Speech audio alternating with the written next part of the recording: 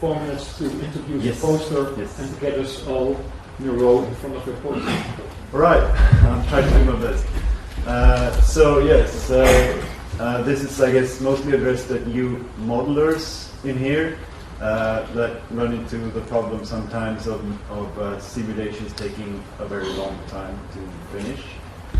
I'm here from a larger group who are currently involved in trying to put together a nation-scale foot and mouth disease simulation model for the United States. And as you all likely know, the US is quite large. The cattle population consists of around 850,000 farms, and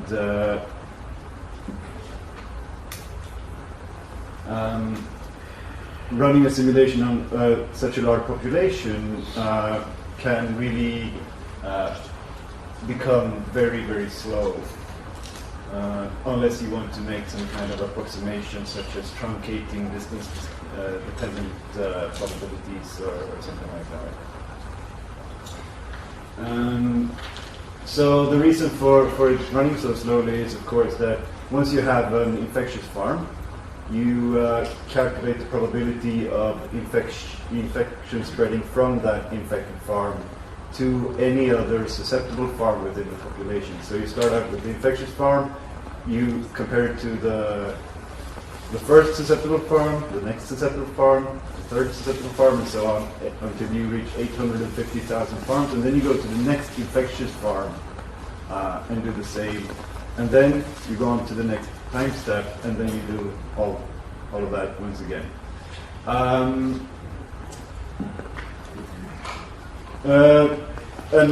these kinds of simulation models that take such a long time to run will, of course, limit their use and the potential.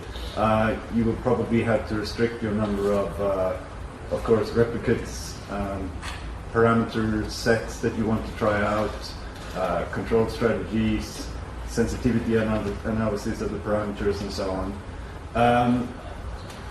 At our last meeting in this group I talked about, I think we decided that we would like to make roughly 62 million replicates, replicate simulations, individual simulations, to cover all the possible parameter values that we had.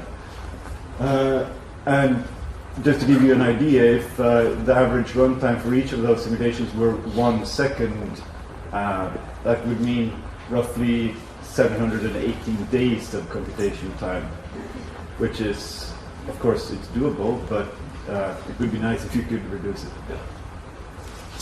So the solution to this is that we divide the landscape into a grid of squares, and then since most possible transmissions never really occur, it would be nice if we could filter those away. And we do that by checking if infection moves from one farm, for instance, to any farm within this grid in just one go.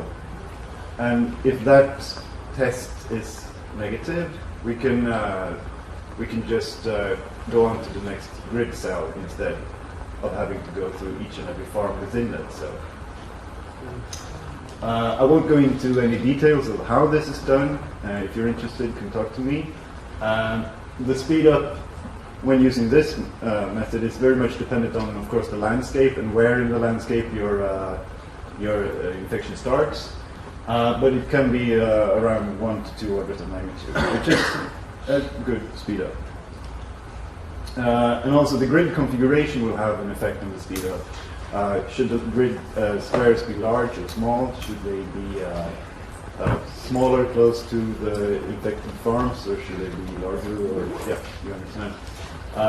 So the optimum number of farms per grid cell would be really nice to know. And currently, what we are working on right now is to develop an algorithm where you can just feed in a landscape and you get an answer to what should your grid configuration be to make this run as fast as possible. That would be the ideal solution. If we can really achieve this, we are planning that maybe if there's interest, trying to turn this into an R package that people can use without that much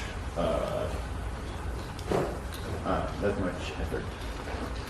So if you're interested, come talk to me. I'll be in a corner within one of those poster session rooms. That's what the poster looks like. So look for that. If you're interested in having a chat. Okay. Or email me. Thank you. Thank you. Well, before we have the coffee break, I have to do a few announcements. The coffee break will be in the lobby bar.